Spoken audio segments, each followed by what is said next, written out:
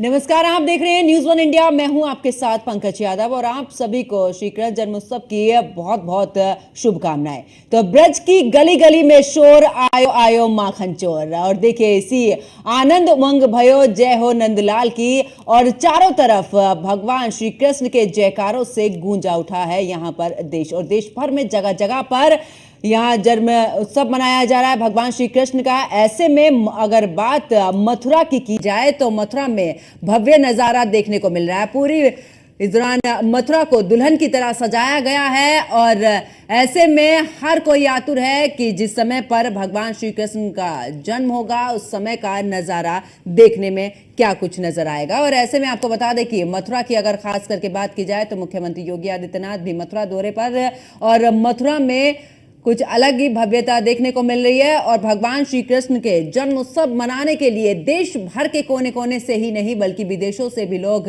भारत में श्री कृष्ण जन्माष्टमी को देखने के लिए आते हैं और इस भव्यता को देखने के लिए लोग दूर दराज से आते हैं। ऐसे में व्यवस्थाएं भी पूरी की गई हैं और हर एक मंदिर को बड़ी ही साज सजावट के साथ में सजाया गया है। दुल्हन की तरह मंदिर सजाए गए हैं और भगवान श्री कृष्ण का जो रूप है वो वैसे ही इतना मनमोहक है। और जब बात भगवान श्री कृष्ण के बाल स्वरूप की होती है तो उनकी एक अलग ही छवि सबके मन में रहती है। और आज क्योंकि देश भर में ये कृष्ण जन्माष्टमी मनाई जा रही है तो ऐसे में भगवान श्री कृष्ण के पूजा अर्चना की जा रही है और मंदिरों में भी लगातार श्रद्धालुओं का तांता लगा हुआ है। तो ब्रज की गली गली में शोर, आयो आयो माखन चोर। तो देखिए, भगवान श्री कृष्ण का जन्मोत्सव मनाने के लिए अगर मथुरा की खास करके बात करें तो क्योंकि जन्म स्थान है मथुरा भगवान श्री कृष्ण का, बाल लीलाओं की अगर बात करें तो हर एक के मन में उनकी मनमोहक छवि है। और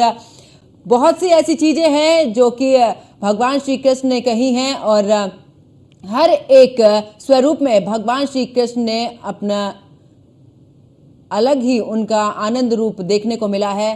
फिर चाहे बेटे के रूप में कहा जाए या फिर सखा के रूप में कहा जाए, तो भगवान श्री कृष्ण ने हर एक प्रेरणा दी है कि आखिरकार जीवन को किस तरीके से जीना है। और आज भगवान श्री कृष्ण का जन्म उत्सव।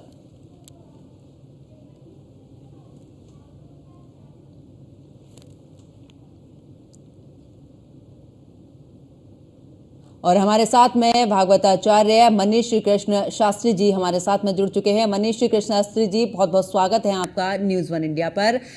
शास्त्री जी, क्योंकि आज भगवान श्री कृष्ण का जन्मोत्सव मनाया जा रहा है और ऐसे में कहा भी ये जा रहा है कि आज का दिन बेहद ही शुभ भी माना जा रहा है। बहुत समय के बाद इस तरीके का नक्षत्र है, बिल्कुल जानने की कोशिश करेंगे क्योंकि आज जिस तरीके से जगह जगह पर कृष्ण जन्माष्टमी मनाई जा रही है, आखिरकार पूजा अर्चना किस तरीके से करें?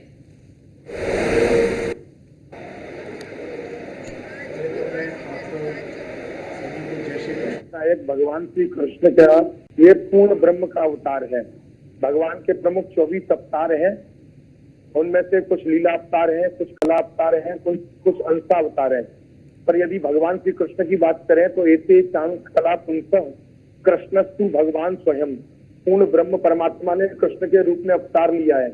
गीता में भगवान ने कहा भी है, यदा यदा ही धर्मस्य ग्लानिर्भवति भारत अभ्युत्थान मधर्मश्च तदात्मानं सजाम्यहम्। परित्राणाय साधूनां विनाशाय च दुष्कृतां धर्म संस्थापनार्थाय संभवामि युगे युगे। युग युग में अवतार लेने वाले पूर्ण ब्रह्म परमात्मा भगवान श्री कृष्ण है। अब श्री कृष्ण जन्मोत्सव के उत्सव की बात करें तो इस समय पूरे विश्व में आज भगवान श्री कृष्ण का जन्मोत्सव का आनंद लोग अभी ले रहे हैं। और कहा भी है, मथुरा में यानी जन्म लियो है, गोकुल में झूले पलना। भगवान मथुरा में जन्म लेते हैं और श्रीमद् भागवत में कहा भी है, मथुरा भगवान यत्र नित्यम सन्निहितो हरि। भगवान श्री कृष्ण का जन्म रोहिणी नक्षत्र में है। तो आज रात्रि काल में अपने घर में लड्डू गोपाल जी हो, कृष्ण भगवान हो, तो ठाकुर जी का सबसे पहले हम जन्म महोत्सव मनाते हैं। तो ठाकुर जी तो प्रकट हुए हैं, लेकिन घर घर में उत्सव के लिए हम भगवान को किसी फल में या जैसे खीरे के उसमें रख के उस भगवान को बिठा देते हैं उस पर, और फिर उस फल से लेके भगवान को उठाते हैं और ठाकुर जी का सबसे पहले पंचामृत किया जाता है। दूध, दही, घी, शहद और बूरा से ठाकुर जी का पंचामृत घंटा घड़ियाल बजाकर ठाकुर जी का पंचामृत होता है भगवान श्री कृष्ण का। उसके बाद भगवान को श्रृंगार कराया जाता है और भगवान को श्रृंगार करा के फिर पुष्प चढ़ाए जाते हैं और हर घर घर में सब लोग उत्सव से गाते हैं, नंद घर आनंद भयो जय कन्हैया लाल की। इसके बाद ठाकुर जी को श्रृंगार करा के फिर अच्छी पोशाक वगैरह पहना के भगवान को सजाया जाता है। और आज विशेष रूप से मथुरा वृंदावन के मंदिरों में ठाकुर जी का पाक पजीरी का भोग लगता है। जैसे ड्राई फ्रूट, मेवा के पाक, गोला का पाक, खोए का, उसका पाक बना के और ठाकुर जी को उसका भोग लगाया जाता है।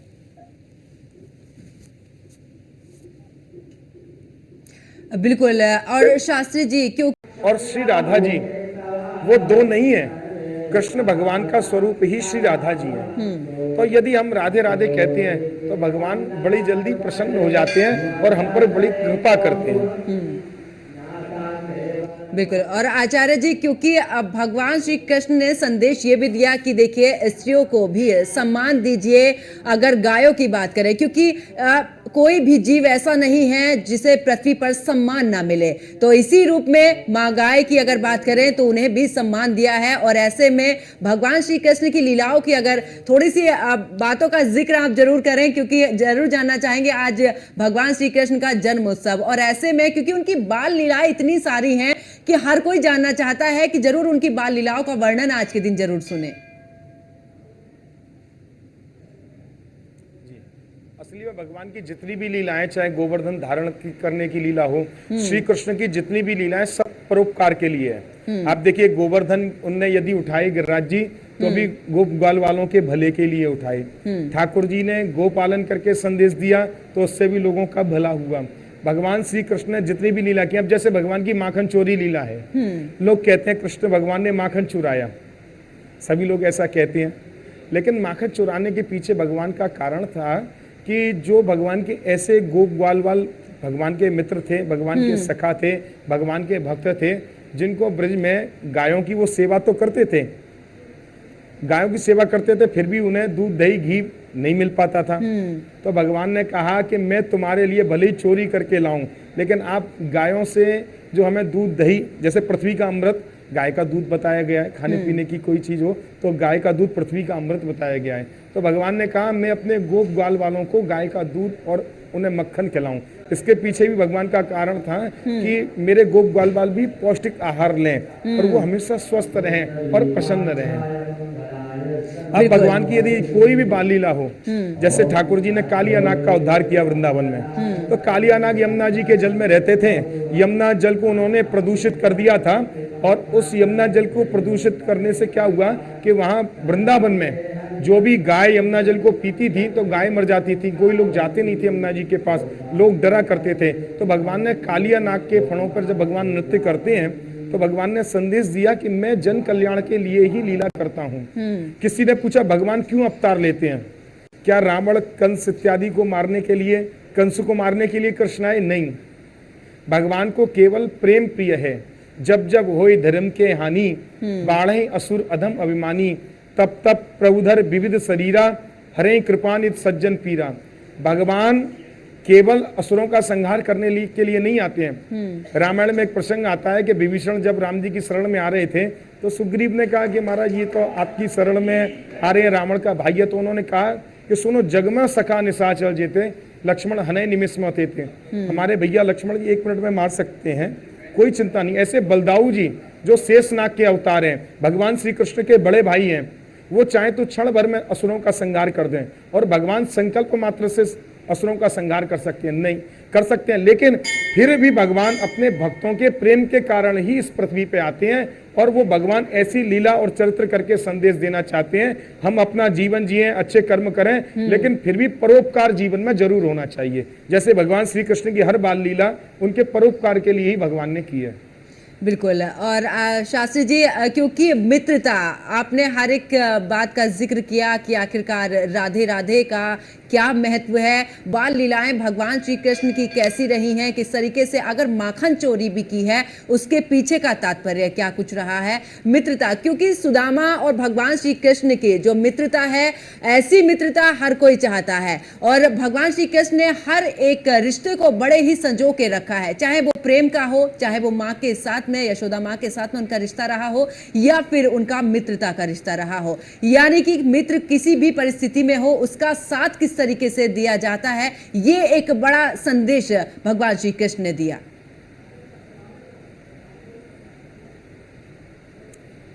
भगवान श्री कृष्ण ने हर लीला या ये ऐसा समझिए भगवान श्री कृष्ण के हर चरित्र ठाकुर जी ने बड़े मन से किए हैं। अब यदि मित्रता की बात आई है तो मित्रता के कितना बड़ा संदेश है। आज के समय में यदि कोई लोग गरीब होता है तो उसके अपने भी, उसके भाई बंधु कुटुंब भी उसका साथ छोड़ दिया करते हैं, लेकिन भगवान श्री कृष्ण के मित्र थे सुदामा। केवल भगवान ने मित्रता के कारण, और कैसी मित्रता थी कि दरवाजे पर आके सुदामा जी ने द्वारपाल से कहा केवल जाके ये बता दो सुदामा मिलने आए हैं। और भगवान श्री कृष्ण द्वारकाधीश महलों में सुनते हैं कि सुदामा मिलने आए हैं, तो बस भगवान सीधे दौड़ते हुए दरवाजे पर आते हैं और भगवान सुदामा को अपने हृदय से लगा लेते हैं।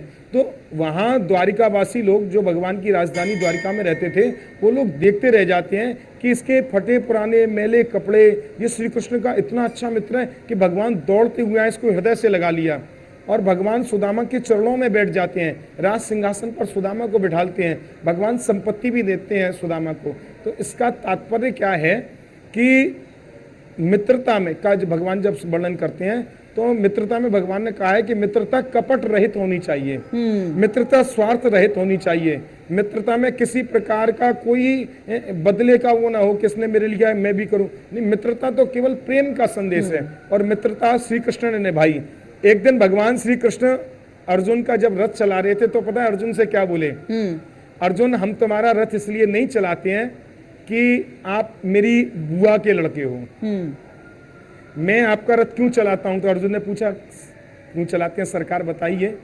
तो भगवान श्री कृष्ण पता है अर्जुन से कहते हैं हम भक्तन के भक्त हमारे, सुन अर्जुन प्रतिज्ञा मेरी यह व्रत तरे न टारे, जो भक्तन सो बेर करत है सो है बैरी मेरो, यही समझ ले सुन ले रे अर्जुन में रथ हाँकत तो तेरो। मैं तो केवल भक्ति के और प्रेम के, और अर्जुन आप हमारे मित्र भी हो, इस कारण मैं आपका रथ चलाता हूँ। बिल्कुल मन नहीं करा शास्त्री जी कि आप इतनी अच्छी कथाएं बता रहे हो, भगवान श्री कृष्ण के महत्व को बता, लेकिन समय कम होने के चलते यहीं पर ही आपसे विदा लेनी होगी। तो मनीष कृष्ण शास्त्री भागवताचार्य हमारे साथ में जुड़े, आपका बहुत बहुत धन्यवाद। तो देखिए आज भगवान श्री कृष्ण का जन्मोत्सव मनाया जा रहा है और हमने भी अपने दर्शकों को आखिरकार मनीष कृष्ण शास्त्री के जरिए से उन्होंने भी बताया कि आखिरकार उन्होंने किस तरीके से अपनी बाल लीलाओं के साथ में जो भी आगे कार्य किए हैं उनमें आखिरकार क्या कुछ महत्व रहा, चाहे मित्रता का महत्व हो या फिर माखन चोरी का महत्व हो, राधे राधे का भी क्या कुछ महत्व रहा है, इन सब के बारे में भी आपको बताया। और फिलहाल मेरे साथ इतना ही, आप देखते रहिए न्यूज़ 1 इंडिया। नमस्कार।